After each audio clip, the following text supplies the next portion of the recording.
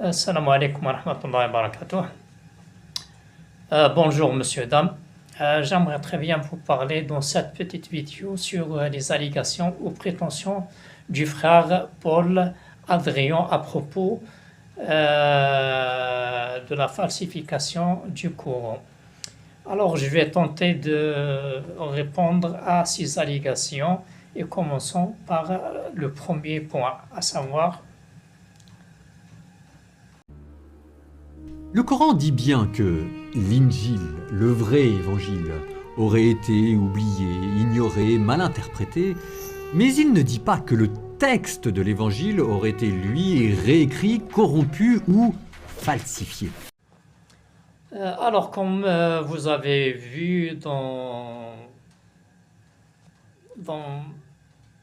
son vidéo, le frère Paul prétend que le Coran ne dit pas ne mentionne pas que l'évangile a été modifié ou bien falsifié, alors que Allah subhanahu wa ta'ala, le Dieu qui soit exalté dit dans la sourate Al-Baqarah, la deuxième sourate du Coran, dans le verset 79, il dit que, dans le sens parce que le Coran se lit en arabe, la traduction du verset, malheur à ceux qui écrivent le livre et disent que c'est de la part d'Allah. Malheur à eux à cause de ce qu'ils ont écrit et à cause de ce qu'ils en profitent.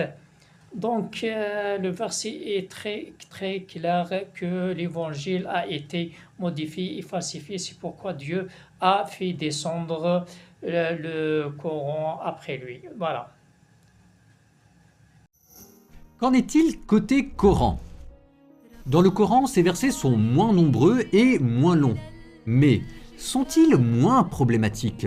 Oui, comme le dit le calife Omar, Dieu a envoyé Mohammed et lui a révélé le livre. Et parmi ce qu'il lui a révélé, il y a le verset de la lapidation.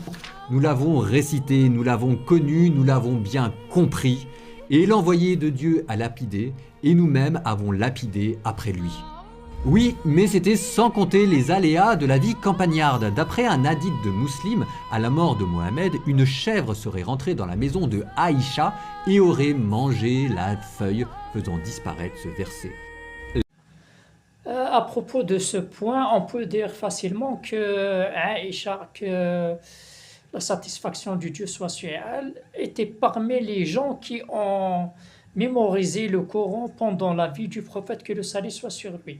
Il y a une multitude de personnes qui l'ont déjà fait et le prophète était encore en vie et parmi eux. Et donc, concernant cette feuille que la chèvre a mangée ou bien les manuscrits qui sont disparus et tout, ça ne convient, ça ne ferait ni froid ni chaud parce que le Coran est inscrit dans leur poitrine et ils le mémorisent par cœur. Donc ce n'est pas une justification que le Coran a été falsifié. Voilà. En y a-t-il 114 sourates et non pas 113 ou bien 115? Comme vous voyez aussi dans sa prétention que le Coran, pourquoi ne contient pas 115 sourates ou bien 113, parce qu'il fait référence ici à une histoire attribuée au compagnon de notre prophète, que le salut soit sur lui, Abdullah bin Mas'ud, qu'il niait les deux dernières sourates du Coran, alors que cette histoire est tout à fait fabuleuse, qu'elle ne tient pas debout, c'est une histoire tout à fait fausse. Et ce compagnon de prophète, que le salut soit sur lui, était parmi plusieurs personnes qui ont mémorisé le Coran, comme je l'ai déjà dit, et qui n'accepteraient pas du tout qu'une falsification ou quelqu'un ajoute ou bien ôte une seule lettre dans le Coran. Alors pour le faire avec une sourate ou deux entièrement, c'est tout à fait inacceptable. Voilà. Unique dans la sourate 53, des versets qui, à l'intérieur du Coran, auraient été inspirés par le diable. Profitant du désir de Mohammed de trouver un compromis et de se réconcilier avec les polythéistes mécois, Satan lui aurait inspiré ce verset à propos des divinités mécoises de Al-Lat, Al-Uzza et Manat. Nous sommes dans les versets 19 à 20. Alors on fait en fait de cette prétention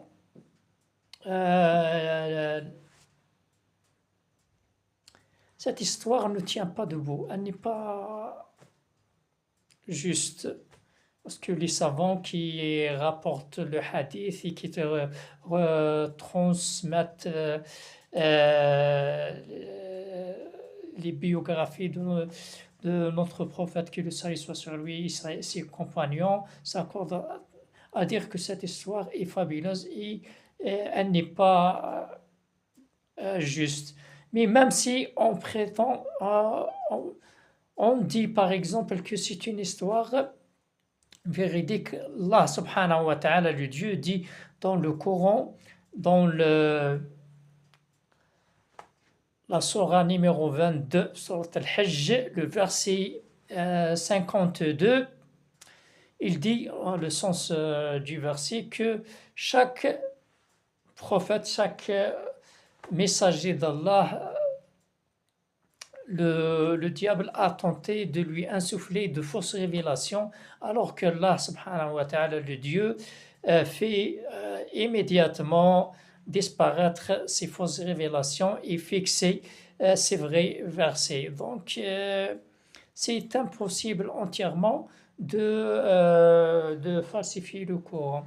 Et je voudrais, à la fin de cette petite vidéo, lancer un défi au frère Paul Adrien, lui demandant de nous montrer tout simplement s'il y a un seul chrétien qui mémorise l'évangile. N'importe quel évangile, que ce soit du Luc ou du Marc ou du Matthieu ou bien des Jean.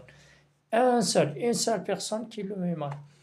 Alors que nous autres musulmans, nous avons 10 millions de personnes, 10 millions de petits enfants qui ont moins de 10 ans qui le mémorisent par cœur. J'espère à la fin de cette vidéo que ces informations lui servent de quelque chose. Et portez-vous bien et j'espère, Inch'Allah, qu'on se rencontrera à bientôt dans une autre vidéo.